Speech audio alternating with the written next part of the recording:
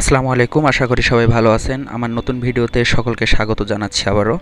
আজকের ভিডিওর বিষয় অনেকেই টাইটেল দেখে বুঝতে পারছেন। আজকের ভিডিওর বিষয় হলো পাঞ্চুয়েশন মার্ক বা জ্যোতিচিহ্ন। তো এটা ইংলিশ সেকেন্ড পার্টের বিষয়। তো আসলে এই বিষয়ের উপরে যদি আমরা বেশ কয়েকটা রুলস দেখি এবং এক্সাম্পল দেখি, এটা সংজ্ঞা দেখি, যদি ভালোভাবে আমরা একটু প্র্যাকটিস করি, তাহলে পাঞ্চুয়েশন মার্কের যে ফুল মার্কস, এটা আমরা ফুল পাওয়া দাবি রাখি আর কি। তো আর বেশি কথা না বাড়িয়ে আমরা মূল ভিডিওতে চলে যাই। Let's start the video.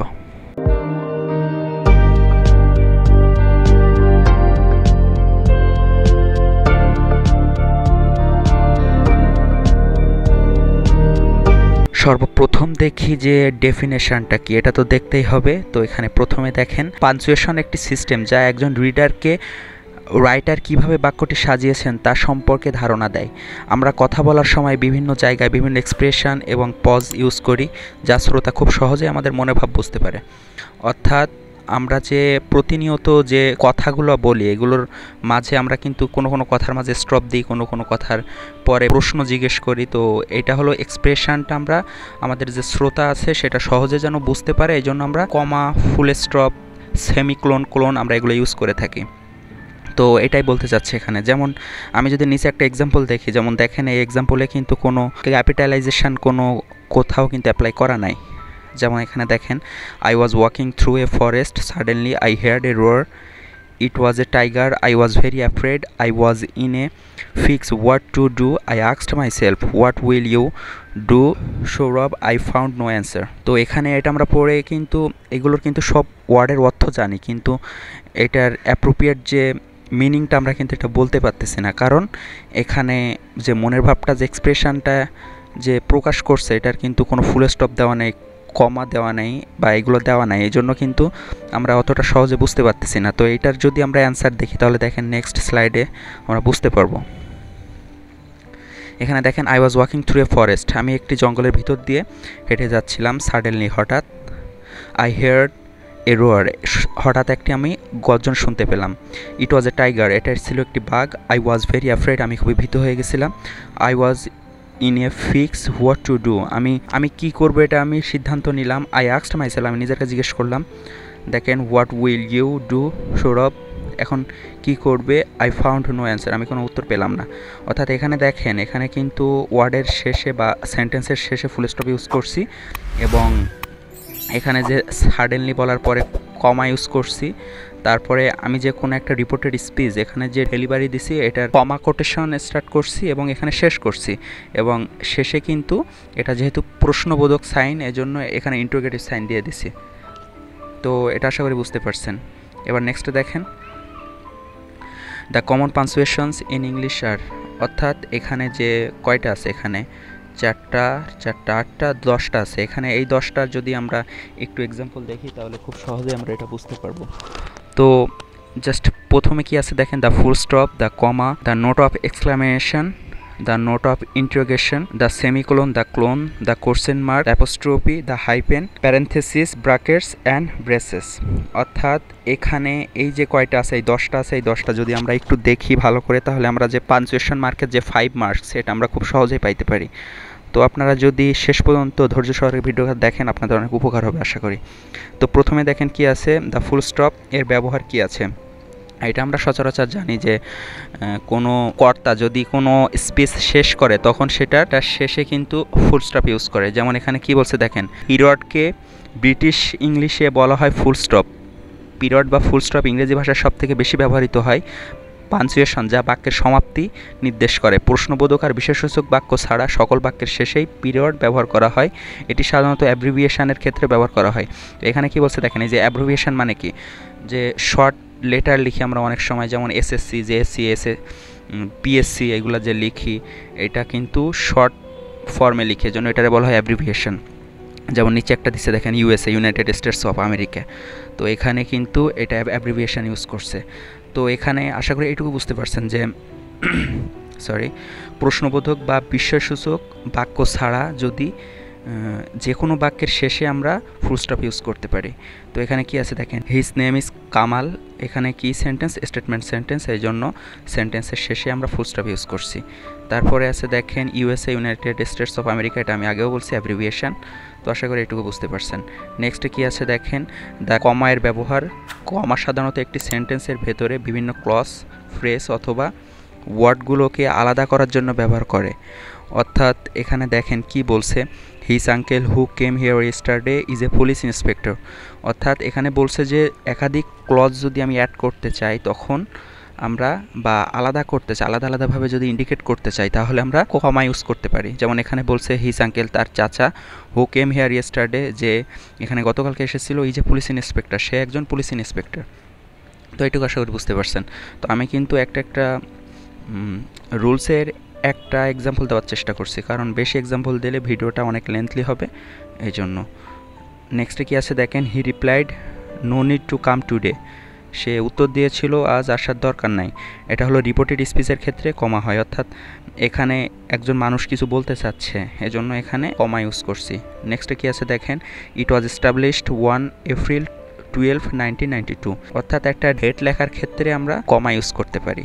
নেক্সটে কি আছে দেখেন, thanks a lot for your hospitality Ashraf, অর্থাৎ এখানে কাউকে, কারণ নাম ধরে যদি আমি ইন্ডিকেট করতে চাই তাহলে এখানে কমা ইউজ করতে পারি। এই যে দেখেন আশরাফের আগে কমা ইউজ করছি।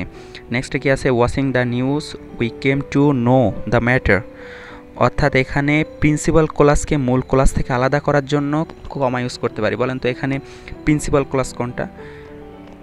আশা করি আপনারা ইন্ডিকেট করতে পারছেন। এখানে প্রিন্সিপাল ক্লাস, কিন্তু এখানে principal class we came to know the matter, অর্থাৎ এইটার সঠিক একটা সম্পূর্ণ একটা অর্থ প্রকাশ পায়, we came to know the matter. But এখানে ওয়াচিং দ্য নিউজ এটা কিন্তু সাবঅর্ডিনেট ক্লজ। তো আশা করি এটা বুঝতে পারছেন।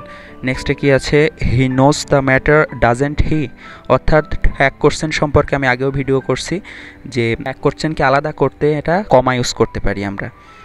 আশা করি এটা বুঝতে পারছেন। নেক্সটে কি আছে, হুররা we have on the game, অর্থাৎ আকস্মিক বা আবেগকম্পতিত কোনো এক্সপ্রেশন প্রকাশ করার জন্য নোট অফ এক্সক্লামেশন ব্যবহার করা হয়, অর্থাৎ কোনো মনের ভাব প্রকাশ করার জন্য এখানে আমরা এক্সক্লামেটরি সাইন ব্যবহার করতে পারি। আশা করি এটা বুঝতে পারছেন। নেক্সটে কি আছে দেখেন, দ্য নোট অফ ইন্টিগ্রেশন, অর্থাৎ প্রশ্নবোধক যে সাইনটা আমরা ইউজ করব কোথায় কোথায় এটা সম্পর্কে বলা হয়েছে। সরাসরি প্রশ্নবোধক বাক্যের শেষে নোট অফ ইন্টিগ্রেশন ব্যবহার করা হয়, অর্থাৎ এখানে যদি প্রশ্ন করতে চাই, যেমন where are you going, what do you do, what's your name, এগুলোর শেষে আমরা প্রশ্নবোধক সাইন নির্দ্বিধায় ইউজ করতে পারি। তারপর আসে দ্য সেমিকোলনের ব্যবহার, কমার চেয়ে বেশি এবং ফুল স্টপ থেকে কম পজের জন্য সেমিকোলন ইউজ করতে পারি। যেমন আমরা কিন্তু ফুল স্টপ ব্যবহার করি তখন যখন একটা ফুল বাক্য শেষ করি, কিন্তু কমা ব্যবহার করি একটা সেন্টেন্সের ভিতরে সামান্য কিছু সময়, মানে ইন্টারভেলের জন্য। তো এবং কমার থেকে যদি বেশি পজ ইউজ করি এবং ফুল স্টপ থেকে কম পজের জন্য আমরা সেমিকোলন ইউজ করতে পারি, এটা বলা হয়েছে। যেমন এখানে বলছে my car is green, my brother's is red, অর্থাৎ এখানে ওই রকম বাক্য প্রায় সেম টাইপের, এজন্য এখানে সেমিকোলন ইউজ করা হয়েছে। নেক্সটে কি আছে দেখেন, দ্য ক্লোনের ব্যবহার, কোনো শব্দ বা বাক্যের ব্যাখ্যা করার জন্য ক্লোন ব্যবহার করা হয়। যেমন he likes many fruits, apples, pineapples, orange, অর্থাৎ এখানে বেশ কিছু বাক্যের ব্যাখ্যা দিচ্ছে। যেমন হি লাইকস মেনি ফ্রুটস, এখানে সে অনেকগুলো খাবার পছন্দ করে, তার ভিতরে এইগুলা জাস্ট ইনক্লুড করে দিছে। তারপরে বলছে ক্লোনের পরের অংশকে গুরুত্ব প্রদান করার জন্য ক্লোন ব্যবহার করা হয়। যেমন he was fit for the job as he had experience in one field teaching, অর্থাৎ এই যে ক্লোনের পরের যে একটা ওয়ার্ড আছে এটারে গুরুত্ব দেওয়ার জন্য আমরা এখানে ক্লোন ব্যবহার করতে পারি। আশা করি এটুকু আপনারা বুঝতে পারছেন। নেক্সট স্লাইডে কি আছে দেখেন, দ্য কোটেশন মার্ক, কোটেশন সাধারণত অন্য কারো উল্লেখিত বাণী লেখনীকে উদ্ধৃতিতে হিসেবে বাক্যে আসার জন্য ব্যবহার করা হয়। অর্থাৎ কোনো লোক যদি কোনো স্পিচ দেয়, কোনো ব্যক্তি যদি কারোর উদ্দেশ্য করে বা কোনো এক্সপ্রেশন দিতে চায়, তাহলে সেটা আমরা কোটেশন মার্ক ইউজ করতে পারি। যেমন হি সেইড, তারপরে স্টার্ট হলো the quotation mark, go to the market and bring some rice, এখানে কিন্তু একটা উদ্ধৃতি দিছে, এই জন্য এখানে কোটেশন ইউজ করছি। নেক্সটে কি আছে, poem, short story, chapters, articles ইত্যাদি থেকে উদ্ধৃতি দেওয়ার জন্য কোটেশন মার্ক ইউজ করা হয়। এটা হলো আরেকটা রুলস। দেখেন the humanity, the third chapter of the book, অর্থাৎ এই যে চ্যাপ্টারটার নাম এটা হলো এই বুকের এই বইয়ের 3য় চ্যাপ্টার এটা বলা হয়েছে, এই জন্য এখানে কোটেশন ইউজ করছি। নেক্সটে কি আছে দেখেন, দ্য অ্যাপোস্ট্রফি এর ব্যবহার, অর্থাৎ মালিকানা বোঝাইতে আমরা অ্যাপোস্ট্রফি ব্যবহার করতে পারি, যেমন আকাশ কার, আকাশ ওন দ্য কার, অর্থাৎ এখানে কিন্তু আকাশের গাড়ি বোঝাচ্ছে, এই জন্য এখানে অ্যাপোস্ট্রফি ব্যবহার করছে আকাশের পরে। এবং এখানে আরেকটা বিষয় মাথায় রাখতে হবে, যে শব্দের শেষে এস থাকে সেগুলোতে অ্যাপোস্ট্রফি এর পরে আলাদা করে এস যোগ করতে হয় না, অর্থাৎ গার্লস কলেজ বয়েজ কলেজ বা গার্লস স্কুল বয়েজ স্কুল, এখানে কিন্তু গার্ল এর পরে কিন্তু অ্যাপোস্ট্রফি এস হয় নাই, এখানে হয়েছে বয়েসের পরে এসের পরে তারপরে অ্যাপোস্ট্রফি হয়েছে, এজন্য এটার পরে আবার এক্সট্রা এসের দরকার হবে না, এটা বলা হয়েছে। এইটুকুই একটু মনে রাখার চেষ্টা করব। তারপরে বলছে বিলুপ্ত বর্ণকে চিহ্নিত করার জন্য অ্যাপোস্ট্রফি এস ব্যবহার করা হয়, যেমন আমরা যেমন শর্ট ফর্ম ইউজ করবি, যেমন ডিড নট থেকে হয়েছে ডিডেন্ট, ডু নট থেকে হয়েছে ডন্ট, ডাজ নট থেকে হয়েছে ডাজেন্ট, এইগুলা এখানে বলা হয়েছে। নেক্সট কি আছে দেখেন, দ্য হাইপেনের ব্যবহার, হাইপেন সাধারণত দুটি ওয়ার্ডকে সংযুক্ত করার জন্য ব্যবহার করা হয়, যেমন ওয়েল নোন টিচার, যেমন এখানে কিন্তু একটা এক্সাম্পল দিয়েই দিলাম, তো এটা আশা করি বুঝতে পারছেন। তারপরে আরেকটা রুলস আছে দেখেন, 21 থেকে 99 পর্যন্ত প্রতিটি সংখ্যার লিখিত রূপে হাইপেন ব্যবহার করা হয়, যেমন 29, 39, 49, 59, যেমন এইগুলাই যে 21 থেকে 99 পর্যন্ত সব ওয়ার্ডের মিডিলে আমরা হাইপেন ইউজ করতে পারি। তারপরে বলছে ফ্র্যাকশানের লিখিত রূপে হাইপেন ব্যবহার করা যায়, যেমন 1/5, 1/3, 2/3, এগুলো আমরা ইউজ করার সময় আমরা ফ্র্যাকশান রূপের ক্ষেত্রে আমরা হাইপেন ইউজ করতে পারি। নেক্সটে কি আছে দেখেন, কিছু জব টাইটেলের ক্ষেত্রেও হাইপেনের ব্যবহার হয়, যেমন ভাইস চ্যান্সেলর, এইগুলা কিন্তু জব টাইটেলের ক্ষেত্রে আমরা হাইপেন ইউজ করতে পারি। তারপরে কি আছে দেখেন, প্রিফিক্সের ইএক্সের পরে হাইপেন ব্যবহার করা যায়, যেমন এক্স হাজব্যান্ড, এক্স ওয়াইফ, এইগুলার মিডিলে আমরা হাইপেন ইউজ করতে পারি। তারপরে আছে দেখেন প্যারেনথেসিসের ব্যবহার, কিছু অতিরিক্ত তথ্য বাক্যে যদি যোগ করতে চাই তাহলে আমরা প্যারেনথেসিস ইউজ করতে পারি, যেমন এখানে বলছে Roni ex govt high school, অর্থাৎ রনি যে স্কুলে পড়ে এটা কিন্তু আমরা ফার্স্ট ব্র্যাকেট বা প্যারেনথেসিসের মাধ্যমে আমরা ইনক্লুড করতে পারি এই ইনফরমেশনটা। Help me much to complete the homework, আশা করি এটুকু বুঝতে পারছেন। নেক্সটে কি আছে দেখেন, ব্র্যাকেটের ব্যবহার, বাক্যের মধ্যে কোনো ব্যক্তিগত মন্তব্য অথবা নির্দিষ্ট কোনো শব্দ কাকে চিহ্নিত করে তা বোঝানোর জন্য ব্র্যাকেট ব্যবহার করা হয়, যেমন he can drive 60 miles per hour on the highway, অর্থাৎ এটা আমরা এক্সট্রা একটা ইনফো এখানে অ্যাড করছি, এজন্য এখানে ব্র্যাকেটস ব্যবহার করছি।